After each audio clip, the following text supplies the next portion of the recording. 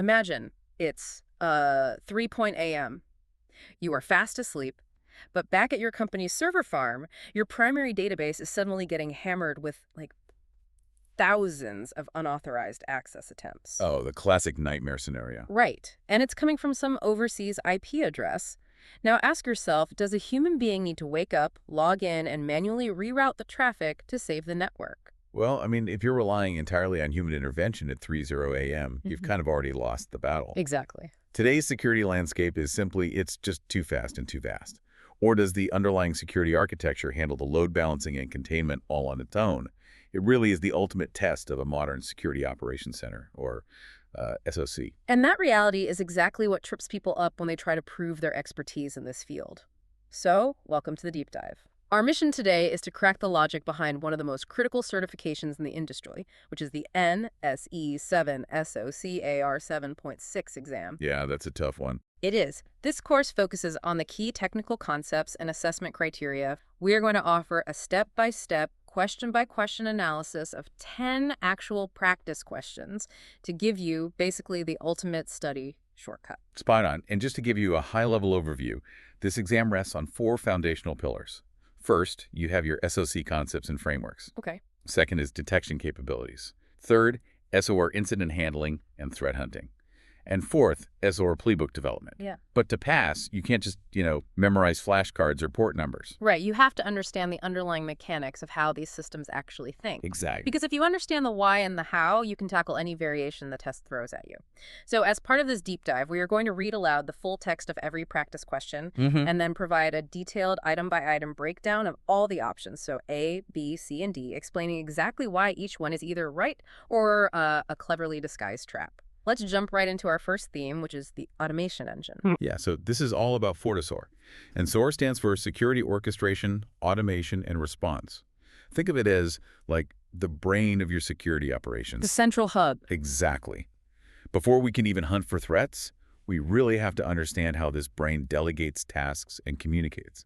Which brings us perfectly to question 1. Let me read the full text of the practice question. Quote, when designing a complex automation workflow using parent and child playbooks in FortiSOAR, which 2 statements describe the execution behavior, choose 2. Okay, let's hear the options. Right, so we need to evaluate 4 options here. Option A claims child playbooks are restricted from executing third-party integration actions. Option B says the child playbook can return structured data back to the parent playbook upon completion. Got it. Option C states the parent playbook always waits indefinitely for the child playbook to complete. And finally, option D says explicit mapping is required in the parent playbook to pass variables to the child playbook. So there's a massive stumbling block people hit when studying playbook automation. They assume that because a child playbook is spawned by a parent, it just, magically inherits everything the parent knows. The exam tests you on this exact trap. Ah, so that addresses option D, right? Explicit mapping is required. Think of it like delegating a highly sensitive task to a specialist. That's a good way to look at it. Right. If I'm the parent playbook and you're the child playbook, I can't just assume you can read my mind. And I definitely don't want to give you blanket access to my entire database. I have to explicitly hand you the specific files you need. Spot on. It's about the principle of least privilege and precise data flow. So D is definitely one of our correct answers. And that naturally leads us to option B. Okay, which is our second correct answer. Exactly. When you, the specialist, finish your task, you don't just yell, done. You hand me back a formatted, predictable report. In FortiSOAR, this is structured data, usually like a JSON object, returning to the parent. Right. This modular design is what makes complex automation possible in the first place. Okay, so B and D are the answers. But let's look at why the test writers included options A and C as distractors. Option C says the parent playbook always waits indefinitely for the child to complete. Yeah, think about how disastrous that would be in a real SOC. I mean, if a child playbook hits an error and freezes, your entire parent workflow, maybe the workflow defending your network, just hangs forever. Right, there'll be terrible architecture. Playbooks use timeouts and failure handling. They never just wait indefinitely. Makes sense. And as for option A, which claims child playbooks are restricted from third-party actions, that defeats the whole purpose of modularity. We need child playbooks to, reach out to firewalls, query external databases, or suspend user accounts. So A is fundamentally incorrect. So we've got playbooks running tasks. Let's look at how they handle the sheer volume of data coming in. Which brings us to question 8. Here is the full text.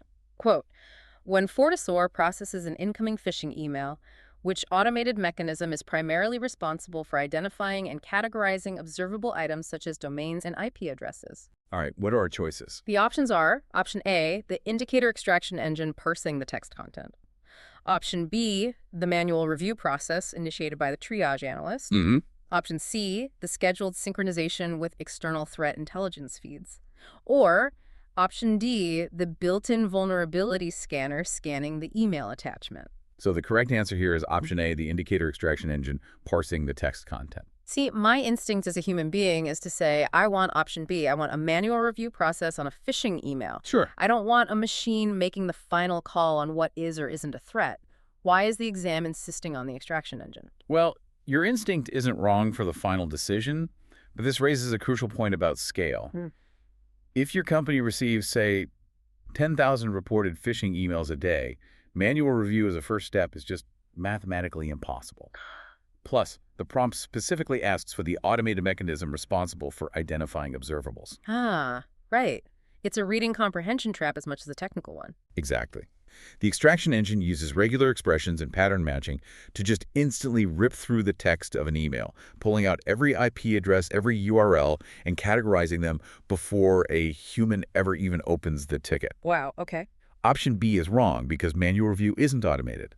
Option C, the threat intelligence sync, doesn't parse your incoming emails. It just downloads lists of known bad guys from the internet. Right. And option D, the vulnerability scanner, looks for executable exploits in an attachment.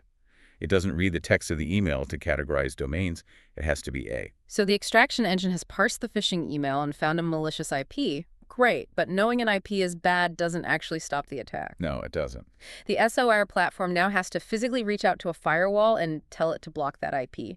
And that communication relies entirely on integration connectors, which brings us to question 10. Connectors are like the hands and ears of the entire operation. Let's read the full text. Quote, which 3 statements correctly describe the operation and management of integration connectors in FortiSOAR? Choose 3. We have 5 options to sift through here. Yep. Option A, they facilitate two-way communication between the platform and third-party security products. Option B, they require a complete system restart whenever a new version is installed. Option C, they can execute actions continuously in the background on a scheduled basis. Option D, they store configuration profiles securely to manage authentication credentials. And option E, they're strictly limited to querying data and cannot modify external systems. We need 3 correct statements here. Let's start with option A, which is correct. Connectors facilitate two-way communication via APIs. They don't just pull data in, they push commands out. Which completely vaporizes option E, right? Option E says they are strictly limited to querying data and cannot modify external systems. If they couldn't modify systems, we couldn't automate any defenses. We couldn't tell the firewall to block anything. Precisely. Automation requires modification. So E is definitely out. Let's look at option C, which states they can execute actions continuously in the background. This is correct. Okay. Connectors often run scheduled daemon tasks, like checking a mailbox every 5 minutes for new alerts, so the system is always breathing, always ingesting data. Right. And option D is our 3rd correct answer. Because connectors act on behalf of the platform, they must securely store API keys and passwords to authenticate with those third-party tools. So that leaves option B, the idea that installing a new version of a connector requires a complete system restart. Yeah, I mean, in modern IT architecture, requiring a full system restart of your entire security orchestration platform just to update a single API connector is prehistoric. Right, totally. These are containerized, microservice-driven environments. You update the connector, it restarts its own tiny process, and the rest of the system never skips a beat. So B is entirely wrong. All right, so we understand the automation engine. Playbooks act as the logic, extraction engines parse the data, and connectors execute the commands. But this massive operation needs a rock-solid foundation. Let's move to theme 2, which is scaling up and locking down. We need to look at how the underlying architecture handles the fire hose of data, which brings us to question 2. Now we are shifting from FortiSOAR to FortiSIEM. A SIEM security information and event management is the giant funnel catching every single log from every device in your entire network. Got it. Here's the full text for question 2. Quote, Which two statements accurately describe the behavior of collector groups in a distributed FortiSIEM architecture? Choose two. Let's hear them. The options are, option A, they automatically distribute the event parsing workload among all active nodes within the group. Option B, they require a dedicated external load balancer appliance to route traffic to the available nodes. Okay. Option C, they provide high availability by reassigning reporting devices if an active node fails. And option D, they operate independently and cannot share the same underlying event database. So the whole point of collector groups is to handle immense scale. So option A is absolutely correct. They automatically distribute the parsing workload. I mean, if you have 10,000 firewalls sending logs, one machine can't parse it all. A group of nodes shares the burden. Let's circle back to that 3.0 AM scenario from the start of the deep dive. If one of those nodes literally catches fire and fails in the middle of the night, does my network go blind? Because option C says they provide high availability by reassigning devices if a node fails. And option C is correct. FortiSIEM collector groups use a dynamic registration process. The nodes are constantly talking to each other. If node 1 dies, the devices sending logs to it are automatically instructed to send their logs to node 2 instead. Oh, wow. And this is where the test writers try to trick you with option B. I bet a lot of network engineers would assume, like, okay, if traffic is being balanced, I must need to buy an expensive F5 external load balancer appliance to route that traffic. Exactly. It's a very logical guess, Yeah. but it's wrong. The load balancing and failover are native to the FortiSIEM software protocol itself. You do not need a dedicated external hardware appliance. Good to know. And looking at option D, that they operate independently and cannot share a database well, that violates the very definition of a SIEM. A SIEM exists to centralize data. The collectors distribute the work, but they all feed into the same shared underlying database. Okay, so the infrastructure is highly available. Now let's talk about locking down who gets to look at that centralized database. Right, access control. Question 6 reads, you are designing the access control model for a managed security service provider using FortiSOAR. Which two statements describe how team hierarchies affect record visibility? Choose two. We have 4 options. Go ahead. Option A, users can view records owned by sibling teams at the same hierarchy level by default. Option B, users assigned to a parent team inherently inherit read access to records owned by their child teams. Option C, record ownership cannot be transferred between teams once the record is created. And option D, access control configurations allow administrators to restrict visibility strictly to the assigned team members. To understand this, you really have to understand what a managed security service provider, or MSSP, actually is. It's a company that handles security for other companies. They might manage the networks for a bank, a hospital, and a retail chain, all from the exact same platform. Oh, wow. So data segregation isn't just like an IT preference. It's a matter of legal survival. If the retail chain can see the hospital's patient breach data, the MSSP is getting sued into oblivion. Exactly, which completely disqualifies option A. Sibling teams say the team managing the bank and the team managing the hospital absolutely cannot view each other's records by default. It's a massive violation. That immediately makes option D correct them. Administrators must be able to configure access control to strictly restrict visibility to assigned team members only. Correct. Yeah. But the upper management at the MSSP, the parent team overseeing the whole operation, still needs to generate reports and monitor the performance of all their dedicated child teams. Oh, okay. That makes option B our second correct answer. Parent teams do inherently inherit read access to the records owned by their child teams. And what about option C? The idea that record ownership cannot be transferred once created. It's just too rigid for the real world. Yeah. Think about shift work.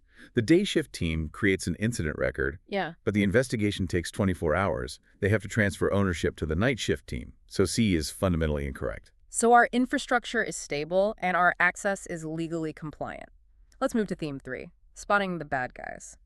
How do analysts actually figure out an attack is happening in this massive sea of data? We need frameworks. Right.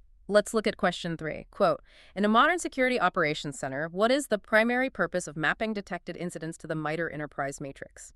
The options are, option A, to calculate the financial impact of a data breach. Option B, to evaluate the performance metrics of shift analysts. Option C, to identify the adversary tactics and techniques used during an intrusion. Or option D, to automatically generate legally binding compliance reports. The correct answer here is C. The INTRE ATT&CK framework is entirely focused on adversary behavior. It identifies tactics and techniques. You know, I want to expand on this because it's so critical. Think of the MITRE matrix like the periodic table of elements, but for hackers. Oh, I like that. It doesn't just tell you that a bad guy broke in. It categorizes the exact physics of the attack. Was the tactic initial access? And if so, was the specific technique spear phishing? It categorizes the exact angle and force of the swing so you can build a defense against it. That's a brilliant way to phrase it. It shifts the focus from what the attacker used, like a specific file hash that can be easily changed, to how they operate. Right. An attacker can change their IP address in a second, but changing their entire methodology takes immense effort. Which is why the distractors are so obviously wrong once you know the definition. You aren't mapping behaviors to calculate financial impact, so A is out. You aren't doing it to judge your analyst's performance, so B is out. Yeah. And it's not for legal compliance, option D. It's purely about understanding the enemy's playbook. And understanding the behavior ties directly into how we proactively detect them, which leads us to question 7. Let's read question 7. Which 3 characteristics apply to the use of baseline profiles for anomaly detection in FortiSIEM? Choose 3. Here are the 5 options. Option A, they learn normal behavior patterns over a configured historical period. Option B, they require constant manual adjustment of thresholds by the operator. Option C, they can trigger incidents when current activity deviates significantly from established averages. Okay. Option D, they replace the need for traditional signature-based correlation rules. And option E, they rely on specific group attributes to categorize and evaluate the metric data. So we need 3 correct answers. Let's start with the basics of anomaly detection. We are looking for deviations from the norm. So option A is correct. The system has to learn normal behavior patterns over a historical period. It basically watches the network for 2 weeks to learn what a standard Tuesday looks like. Right, and once it knows what's normal, option C has to be correct. It triggers an incident when current activity deviates significantly from those established averages. I mean, if a server usually sends 5 megabytes of data to the internet on a Tuesday, and suddenly it's sending 500 gigabytes... That's a huge anomaly. Yeah. Exactly. Yeah. And to make those averages accurate, option E is our 3rd correct answer. Baselines rely on specific group attributes. How so? Well, you can't compare the network traffic of a receptionist to the network traffic of a database administrator. The system has to group them by attributes to evaluate what normal actually means for each specific role. This represents a massive philosophical shift in security, doesn't it? For decades, the industry relied entirely on signature-based rules, essentially just keeping a list of known bad things. Now, option D claims baselines replace the need for those signature rules. And that is a dangerous assumption. Yeah. Option D is incorrect. Baselines complement signatures. They do not replace them. If a known, highly publicized ransomware virus hits your network, you don't want to wait for an anomaly baseline to notice a deviation. No, definitely not. You want a hard signature rule to block it instantly. You need both. And as for option B, the idea that baselines require constant manual adjustment of thresholds. If you, the operator, are constantly tweaking the math by hand, you aren't using an automated machine learning baseline. You're just doing a lot of stressful data entry. Right. The system automates the statistical modeling, so B is incorrect. So the baselines have triggered. An anomaly is detected. Now we transition into theme 4. Yeah. In the trenches, we have to actually hunt the threat down and resolve the incident. This brings us to question 9. Quote, while conducting a proactive threat hunt for lateral movement within an enterprise network, which 2 data sources would provide the most relevant evidence? Choose 2. Let's hear the options. Option A, internal authentication logs from domain controllers. Option B, marketing website visitor analytics. Option C, public DNS registration records for the company domain. And option D, endpoint execution and process creation events. The correct answers are A and D. When we talk about lateral movement, we are describing a specific phase of an attack. The attacker has already breached the perimeter. They're inside the network, maybe on a receptionist's computer, and now they're trying to move laterally sideways to reach the database server. To put it in physical terms, lateral movement is what happens inside the house. The attacker is sneaking from the kitchen to the living room. Perfect analogy. And that perfectly explains why options B and C are wrong. Marketing website analytics and public DNS records only show you who is looking at the outside of your house. They give you 0 visibility into the hallway. Exactly. To see them moving down the hallway, you need internal logs. Option A, internal authentication logs, will show you an attacker trying to use stolen credentials, maybe a pass-the-hash attack, to open internal doors. Right. And option D, endpoint execution events, will show you the actual malicious scripts they run once they get into the next room. Okay, we're hunting them down, finding their footprints. Now we need to coordinate our response.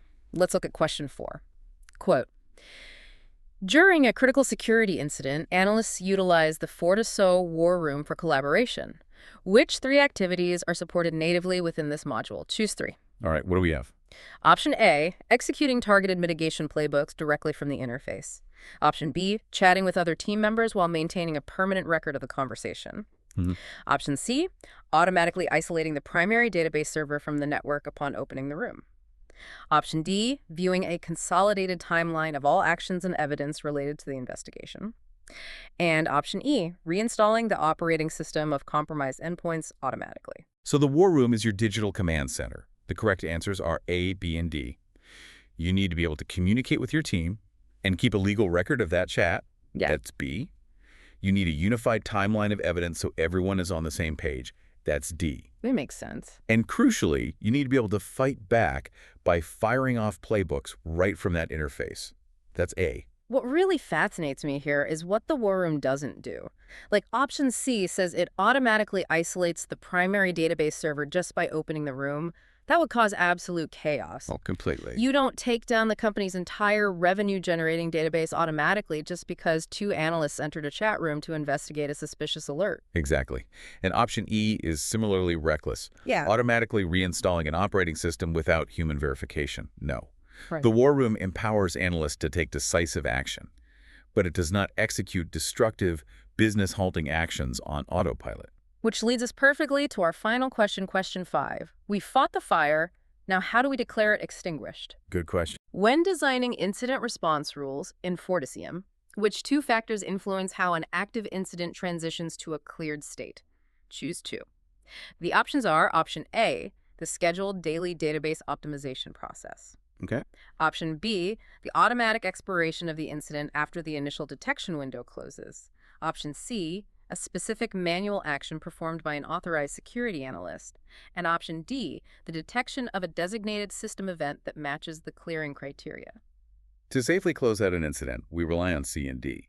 Incident resolution must be deterministic. Either an authorized human investigates and manually clicks clear, which is option C, or the system detects a specific predefined event that mathematically proves the issue is resolved, which is option D. Think about why the distractors are so dangerous here. Option B suggests an incident just automatically expires after a certain amount of time. I mean, if a hacker is stealing your data, the threat doesn't magically disappear just because 24 hours went by. Right. Time-based expiration is how you lose your company. Serious. And option A, routine database optimization. That's just back-end house cleaning to save hard drive space. It has zero bearing on whether a security threat is actually neutralized. You need a deliberate signal that the danger has passed. Before we sign off, I want to leave you with something to chew on. We talked extensively about baseline profiles in Theme 3, how the system learns what normal network behavior looks like over a historical period. It's incredibly powerful technology. It is, but this raises a truly terrifying question for you to ponder. If we rely on mathematical baselines to define normal, how do you defend against a patient, highly sophisticated attacker who breaches your network and then very, very slowly Incrementally alters their behavior. Yes, over 6 months. What happens when the attacker quietly teaches your machine learning tools that their malicious activity is actually just the new normal? The slow poisoning of the baseline. It's the absolute nightmare scenario for anomaly detection. Now that is a truly murky diagnostic landscape. Something to think about until next time.